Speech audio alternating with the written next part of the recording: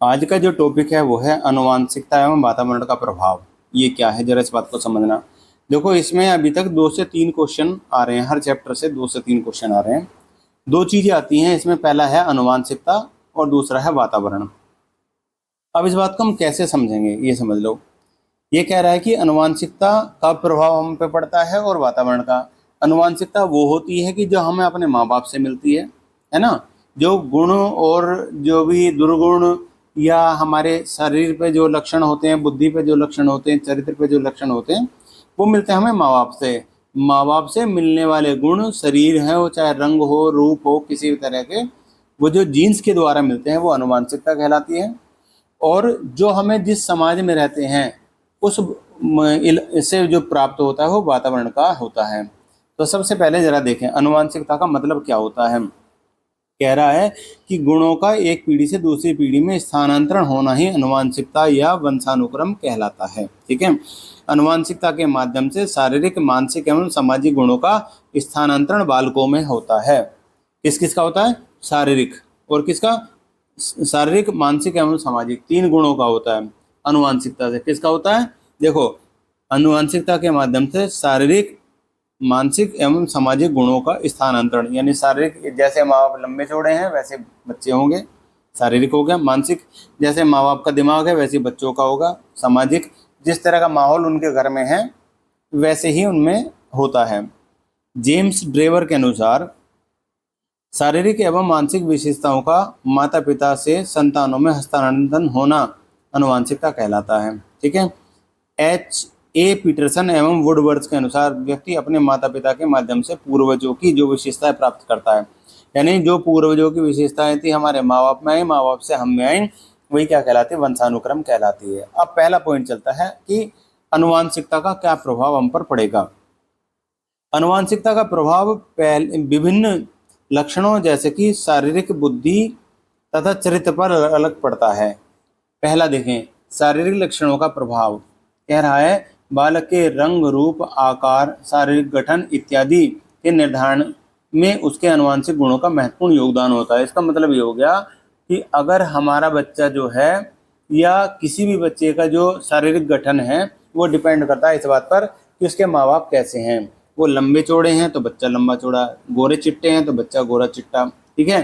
तो इससे आप समझ सकते हो कि रंग, रूप और आकार और गठन और ऊंचाई, लंबाई, ये सारे माँ बाप से हमें मिलते हैं अधिकांश। अब इसके बाद में देखो, शारीरिक लक्षणों के वाहक जीन प्रखर एवं प्रतिगामी दोनों ही प्रकार के हो सकते हैं, है ना। अब इस चीज को ऐसे समझ लो कि जैसे किन्हीं विशेष रंगों के लिए पुरुष और महिलाओं में रंगों की पहचानने की अंधता एवं अन्य विशिष्ट रंगों की संवेदना नारी में नर से अधिक हो सकती है। एक दादी और माँ स्वयं रंग अंधता से ग्रस्त हुए बिना किसी नर शिशु को यह स्थानांतरित कर सकती हैं। यानी एक बीमारी होती है कलर ब्लाइंडनेस, जिसमें बंदा कलर को पहचान नहीं पाता है।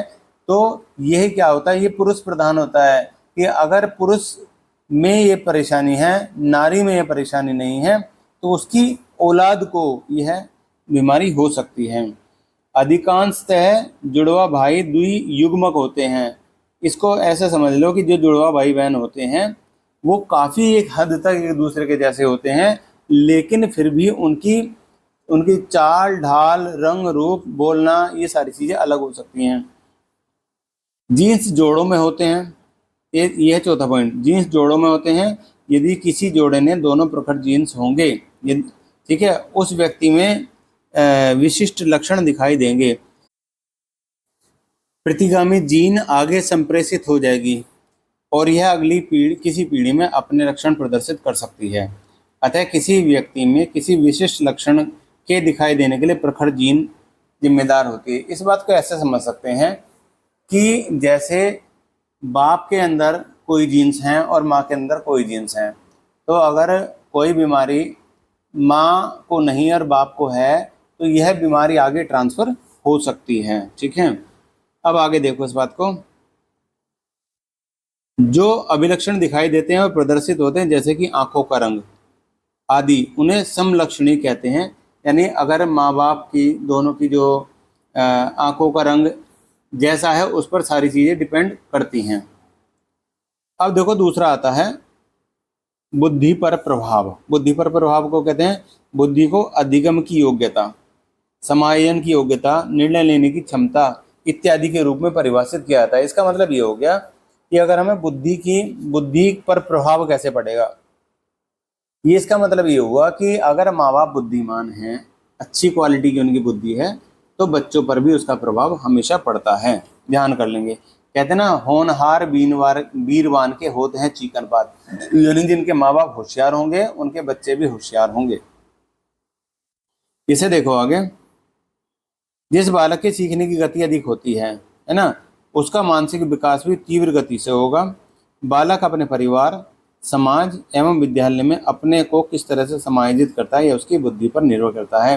यानी जो तेज बालक होगा वो तेजी से चीजों को सीखेगा, और जो मंद बालक होगा वो मंदी से चीजों को सीखेगा। ठीक, आगे देखो, गोडार्ड का मत है कि मंद बुद्धि माता पिता की संतान मंद बुद्धि और तीव्र बुद्धि माता पिता की संतान तीव्र बुद्धि होती है। मानसिक क्षमता के अनुकूल ही बालकों में संवेगात्मक क्षमता का विकास होता है। ठीक है, यानी ये मैं पहले ही बता चुका हूँ सारा। देखो कि अगर माँ बाप तेज है तो बच्चा तेज होगा, माँ बाप लल्लू है तो बच्चा भी लल्लू होगा।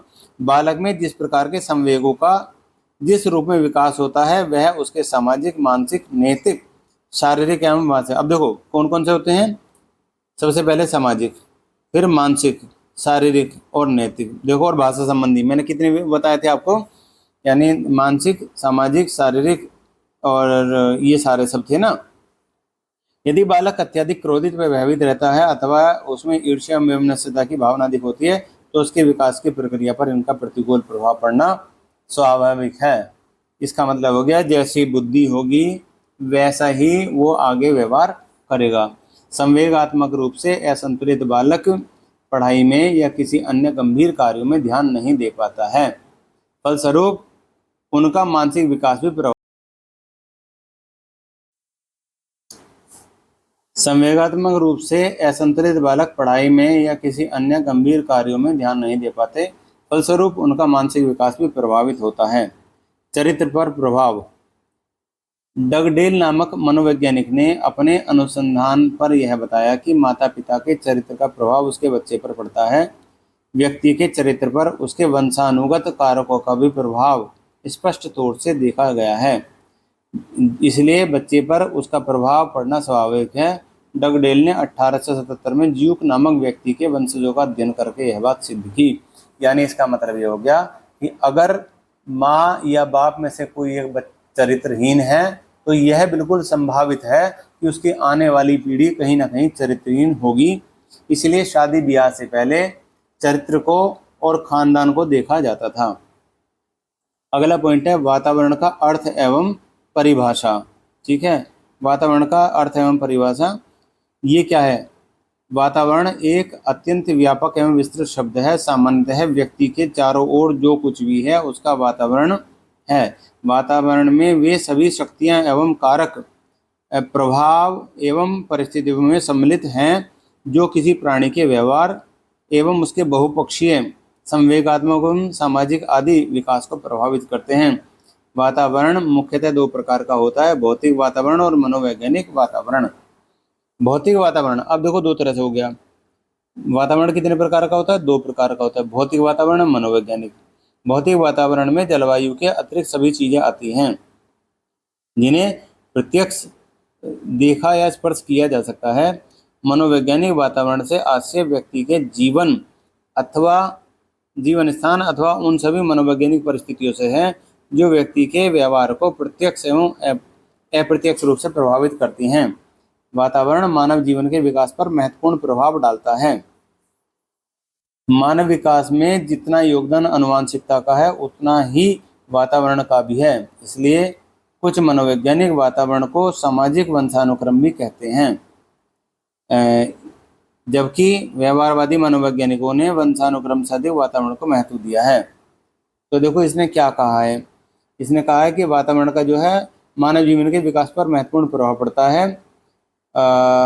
ठीक है, रच के अनुसार वातावरण उन सभी परिस्थितियों का सम्मिश्रण है जो व्यवहार में उत्तेजित करता है एवं व्यवहार में परिमार्जन करता है। यानी आप जिस माहौल में रह रहे हैं और कुछ सीख रहे हैं वही वातावरण है। एनास्टेसी के अनुसार पर्यावरण वह हर चीज है जो व्यक्ति के जीवन के अतिरिक्त उसे प्रभावित करती है। और जिसबर्ट के अनुसार जो किसी एक वस्तु को चारों ओर से घेरे हुए है एवं उस पर प्रत्यक्ष प्रभाव डालता है वातावरण होता है। वातावरण का प्रभाव। अब वातावरण का शरीर पर क्या प्रभाव पड़ता है? देखो, शारीरिक विकास पर प्रभाव। ठीक, पहला, व्यक्ति के शारीरिक लक्षण वैसे तो वंशानुगत होते हैं, परंतु इस पर वातावरण का प्रभाव स्पष्ट रूप से देखा जा सकता है। जैसे पहाड़ी क्षेत्रों में रहने वाले लोगों का कद छोटा होता है, जबकि मैदानी क्षेत्रों में रहने वाले लोगों का शरीर लंबा एवं गठीला होता है। अनेक पीढ़ियों में निवास स्थल पर परिवर्तन करने के बाद उपरोक्त लोगों के कद एवं रंग रूप में अंतर वातावरण के प्रभाव के कारण देखा गया है। यानी आपने देखा जो पहाड़ी लोग होते हैं वो छोटे कद के होते हैं और गोरे होते हैं, लेकिन जो मैदानी इलाकों में रहते हैं वो लोग लंबे ठाड़े होते हैं। ठीक है। अब इससे आगे अगला पॉइंट है प्रजाति की श्रेष्ठता पर प्रभाव। कुछ प्रजातियों की बौद्धिक श्रेष्ठता का कारण वंशानुगत न होकर वातावरणीय होता है। वे लोग इसलिए अधिक विकास कर पाते हैं क्योंकि उनके पास में श्रेष्ठ शैक्षिक, सांस्कृतिक एवं सामाजिक वातावरण होता है। उदाहरण के लिए, यदि एक महान व्यक्ति के पुत्र को एक ऐसी जगह पर छोड़ दिया जाए जहां शैक्षिक, सामाजिक, सांस्कृतिक एवं सामाजिक वातावरण उपलब्ध ना हो तो वह उसका अपने पिता की तरह महान बनना संभव नहीं है। यानी ये तो वही वाली बात हो गई कि अगर अंग्रेज के बच्चों को हिंदुस्तान में लाके छोड़ दिया जाए तो वो अंग्रेजी नहीं बोल पाएगा, और हिंदुस्तान के किसी बच्चों को अंग्रेजों में लेके छोड़ दिया जाए तो वो बिना पढ़े भी अंग्रेजी बोलना शुरू कर देगा। तीसरा पॉइंट है व्यक्तित्व पर प्रभाव। व्यक्तित्व के निर्माण में वंशानुक्रम की अपेक्षा वातावरण का अधिक प्रभाव पड़ता है। कोई भी व्यक्ति उपयुक्त वातावरण में रहकर अपने व्यक्तित्व का निर्माण करके महान बन सकता है। ऐसे कई उदाहरण हमारे आसपास देखने को मिलते हैं जिसमें निर्धन परिवारों में जन्मे बालक भी अपने परिश्रम एवं लगन से श्रेष्ठ सफलताएं प्राप्त करने में सक्षम हो जाते हैं। यानी देखो व्यक्तित्व का प्रभाव कैसा है, जिस व्यक्ति के प्रभाव में हम लोग रहते हैं, है ना, जिस व्यक्ति के कहते हैं ना संगति का असर, तो संगति, जैसे संगति में आप रहोगे वैसे ही आपके ऊपर प्रभाव पड़ेगा। ठीक है। न्यूमैन, फ्रीमैन और होलिंगर ने इस बात को स्पष्ट करने के लिए 20 जुड़वा बच्चों को अलग अलग वातावरण में रखकर उनका अध्ययन किया। उन्होंने एक जोड़े के एक बच्चे को गांव के फार्म पर, दूसरे को नगर में रखा। बड़े होने पर दोनों के बच्चों में पर्याप्त अंतर पाया गया। फार्म का बच्चा अशिष्ट, चिंताग्रस्त और बुद्धिमान था। उसके विपरीत नगर का बच्चा शिष्ट, चिंतामुक्त और अधिक बुद्धिमान था। ठीक है। व्यक्तित्व पर प्रभाव। आगे हो गया मानसिक विकास का प्रभाव। गोर्डन नामक वैज्ञानिक का मत है कि उचित सामाजिक और सांस्कृतिक वातावरण नहीं मिलने पर मानसिक विकास की गति धीमी हो जाती है। यानी अगर वातावरण सही नहीं मिले, है ना, तो मानसिक विकास की गति धीमी होती है। यह बात नदियों के किनारे वाले बच्चों के अध्ययन पर करके सिद्ध की। इन बच्चों का वातावरण गंदा और समाज के अच्छे प्रभावों से दूर था। फलस्वरूप अध्ययन में पाया गया कि गंदे एवं समाज के अच्छे प्रभावों से दूर रहने के कारण बच्चे के मानसिक विकास पर प्रतिकूल प्रभाव पड़ा था। यानी सीधा सीधी बात है, अगर आप गंदे लोगों में रहोगे तो तुम्हारी बुद्धि भी गंदी ही हो जाएगी। पांचवा पॉइंट है बालक पर बहुमुखी प्रभाव। बालक पर बहुमुखी प्रभाव, इसका मतलब क्या है कि वातावरण बालक के शारीरिक, मानसिक, सामाजिक, संवेगात्मक आदि बहुपक्षीय विकास को प्रभावित करता है। इसकी पुष्टि एवरोन के जंगलों में बालक को उदाहरण ली गई। यानी ये कैसे प्रभाव पड़ता है, जैसे आप जिस भी वातावरण में रहेंगे उसके शारीरिक, मानसिक, सामाजिक, संवेगात्मक एवं बहुपक्षीय विकास को प्रभावित करता है। जैसे इस बालक को जन्म के बाद एक भेड़िया उठाकर ले गया था और उसका पालन पोषण जंगली पशुओं के बीच में हुआ। कुछ शिकारियों ने उसे 1799 ईस्वी में पकड़ लिया। उस समय उसकी आयु 12 वर्ष की होगी। उसकी आकृति पशुओं सी हो गई थी। वह उनके समान ही हाथों पैरों से चलता था तथा कच्चा मांस खाता था। उसमें मनुष्य के समान बोलने और विचार करने की शक्ति नहीं थी। उसको मनुष्य के समान सभ्य और शिक्षित बनाने के सभी प्रयास विफल हुए। उससे आगे तीसरा पॉइंट है वातावरण संबंधी कारक। वातावरण संबंधी कारक क्या क्या होते हैं? वातावरण एक बहुआयामी संकल्पना है। यह व्यक्ति को जन्म से लेकर मृत्यु तक प्रभावित करती है। बालक की सामाजिक एवं आर्थिक स्थिति का प्रभाव उसके जीवन पर पड़ता है। शहरी एवं ग्रामीण बालकों के बीच विकास के अंतर के संदर्भ में उसे समझा जा सकता है। शहरी बालकों की तुलना में ग्रामीण परिवेश के बालकों के सामाजिक, मानसिक, सांस्कृतिक एवं व्यावहारिक विकास में भिन्नता दिखाई देती है। पालन पोषण का प्रभाव भी बालकों के शैक्षणिक विकास पर प्रभाव डालता है, क्योंकि उसका पालन पोषण उचित तरीके से नहीं होगा तो उसके शारीरिक विकास पर इसका नकारात्मक प्रभाव पड़ सकता है। बालकों के विकास में उनके परिवेश अर्थात परिवार, समाज तथा पास पड़ोस की महत्वपूर्ण भूमिका होती है, जो सभी अनौपचारिक शिक्षा के महत्वपूर्ण अंग होते हैं। वातावरण से संबंधित कारकों का विभिन्न प्रकार से वर्णित है। वातावरण से संबंधित कारकों का वर्णन विभिन्न प्रकार से वर्णित है। देखो, भौतिक कारक क्या कहता है? इसके अंतर्गत प्राकृतिक एवं भौगोलिक परिस्थितियां आती हैं। मनुष्य के विकास पर जलवायु का प्रभाव पड़ता है। जहाँ अधिक सर्दी पड़ती है, जहाँ अधिक गर्मी पड़ती है, वहाँ मनुष्य का विकास एक जैसा नहीं रहता। ठंडे प्रदेशों के बालक सुंदर, गोरे, सुडौल, स्वस्थ एवं बुद्धिमान होते हैं। धैर्य भी इनमें अधिक होता है, जबकि गर्म प्रदेशों के बालक काले, चिड़चिड़े तथा आक्रामक स्वभाव के होते हैं। ठीक है, देखा नहीं है? पहाड़ी बड़े शांत होते हैं और हरियाणा और यूपी के जो लोग हैं वो गर्मा गर्म होते हैं लड़ाई के लिए। सामाजिक कारक। मनुष्य एक सामाजिक प्राणी है, इसलिए उस पर समाज का प्रभाव अधिक दिखाई देता है। सामाजिक व्यवस्था, रहन सहन, परंपराएं, धार्मिक कृत्य, रीति रिवाज, पारस्परिक अंत्यक्रिया और संबंध आदि बहुत से तत्व हैं जो मनुष्य के शारीरिक, मानसिक एवं बौद्धिक विकास को किसी न किसी रूप में प्रभावित करते हैं। इसका मतलब ये हुआ कि हम जिस समाज में रहते हैं उसकी जो परंपराएं हैं, रहन सहन, सारी चीज़ों का प्रभाव हमारे शारीरिक रूप से, मानसिक रूप से और सामाजिक रूप से प्रभावित करते हैं। देखो, पॉइंट वही है, सारे बार बार वही आ रहे हैं, लेकिन एक बार पढ़ लेना जरूरी है। आर्थिक कारक। अब देखो, सीधी सी बात है, जिसके पास पैसा ठीक ठाक होगा वो अच्छा खाएगा पिएगा, अच्छी जगह पढ़ेगा, तो उसका मानसिक और शारीरिक विकास होगा। ठीक है, आगे देखो, सांस्कृतिक कारक। अब जिस संस्कृति में हम रहेंगे, जिस तरह का खान पान होगा, वैसे ही हम पर प्रभाव पड़ने वाला है। ठीक है, अगर हम रहेंगे पढ़े लिखे लोगों के बीच में तो हमारा माइंड पढ़े लिखों जैसा हो जाएगा, और अगर हम रहेंगे अनपढ़ लोगों के बीच में तो माइंड अनपढ़ जैसा हो जाएगा। आगे देखो, लास्ट वाला पॉइंट ही चलता है, आनुवांशिकता एवं वातावरण का शैक्षिक महत्व। ये कह रहा है, आनुवांशिकता एवं वातावरण के शैक्षिक महत्व के संदर्भ में यह कहा जा सकता है कि ये दोनों आपस में इस प्रकार से जुड़े हुए हैं कि इन्हें पृथक नहीं किया जा सकता है। इनके बिना बालकों के विकास की कल्पना नहीं की जा सकती। यानी देखो क्या है, यार आनुवांशिकता एवं वातावरण का जो शैक्षणिक महत्व है ये कहा जा सकता है ये दोनों जुड़े हुए हैं, इन्हें अलग नहीं किया जा सकता है। इनके बिना बालकों के विकास की कल्पना बिल्कुल नहीं कर सकते, क्योंकि बालकों में होने वाले विकासात्मक परिणाम आनुवांशिकता एवं पर्यावरण से, यानी दोनों का मिला जुला होता है। सीधी बात है, मैंने सारी चीज़ें पहले बता दी हैं। तो उसमें क्या कह रहा है कि अगर बालक की जो जीन्स हैं, जो माता पिता से मिली आनुवांशिकता है, वो बहुत ज़्यादा जिम्मेदार है, और साथ ही साथ जिम्मेदार है पर्यावरण में जिसमें वो रहेगा वैसा।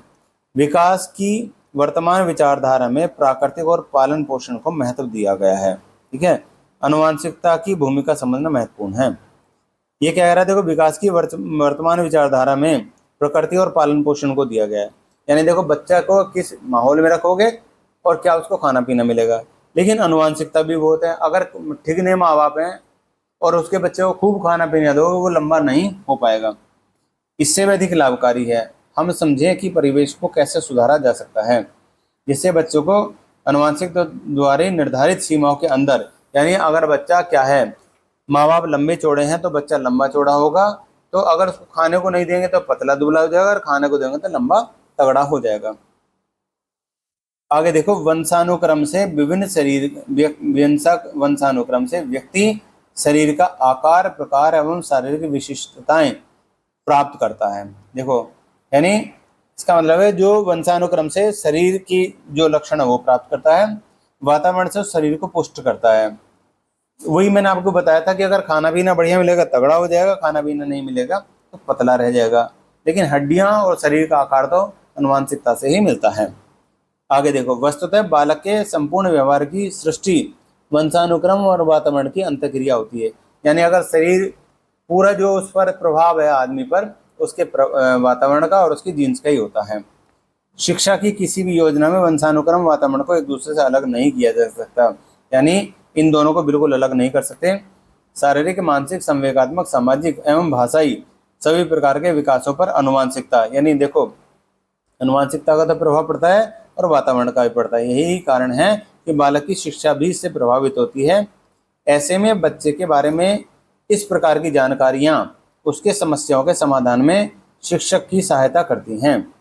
शारीरिक विकास मानसिक विकास से जुड़ा है, इसलिए सामान्यतः यह देखा जाता है कि जिसका शारीरिक विकास उत्तम है उसका मानसिक विकास भी अच्छा रहता है। ठीक है, अगला पॉइंट है, बौद्धिक क्षमता के लिए सामान्यतः वंशानुक्रम को ही अधिक जिम्मेदार माना जाता है। इसलिए बालक को समझने के लिए इन दोनों कारकों को समझना आवश्यक है। ठीक है, किस किस को, कारकों को, आनुवांशिकता को भी और वातावरण को भी। विद्यालयों में कई प्रकार की अनुशासनहीनता दिखाई पड़ती है। कई बार उसके लिए परिवार का परिवेश ही नहीं, काफी हद तक वंशानुक्रम भी जिम्मेदार होता है। चोरी करना, अपराध में लिप्त रहना, झूठ बोलना आदि अवगुणों के विकास में बालक के परिवार एवं उसके वंशानुक्रम की भूमिका अहम रहती है। यानी वास्तव में ये होता है कि अगर माँ बाप में से कोई एक चोरी करने की लत है या शराब पीने की लत है तो उसके बच्चों को उसके होने की संभावना ज्यादा दिखाई देगी। बालक की रुचियां, प्रवृत्तियां एवं अभिवृत्तियों आदि के विकास के लिए भी वंशानुक्रम, वातावरण दोनों जिम्मेदार होते हैं। यदि उसे अपनी अभिरुचियां एवं अभिवृत्तियों के अनुसार उचित वातावरण मिले तो वह एक क्षेत्र में श्रेष्ठ बन सकता है। ठीक है, वातावरण के लिए एक व्यवसायी के बच्चे के जीवन में व्यवसायिक अभिरुचि एवं क्षमता पाई जाती है। यानी देखो, व्यापारी का बच्चा व्यापार ही करना चाहता है, और जो है नौकरी पेशे जो लोग हैं उनका बच्चा नौकरी पेशा ही करना चाहेगा। ऐसा मतलब ये किस कारण है, उनके मतलब वातावरण से और जीन से। अनुवांशिकी एवं वातावरण के बालक के विकास पर पड़ने वाले प्रभावों के ज्ञान के अनुरूप शिक्षक विद्यालय के वातावरण को बच्चों के लिए उपयुक्त बनाता है। ठीक है, ये हो गया हमारा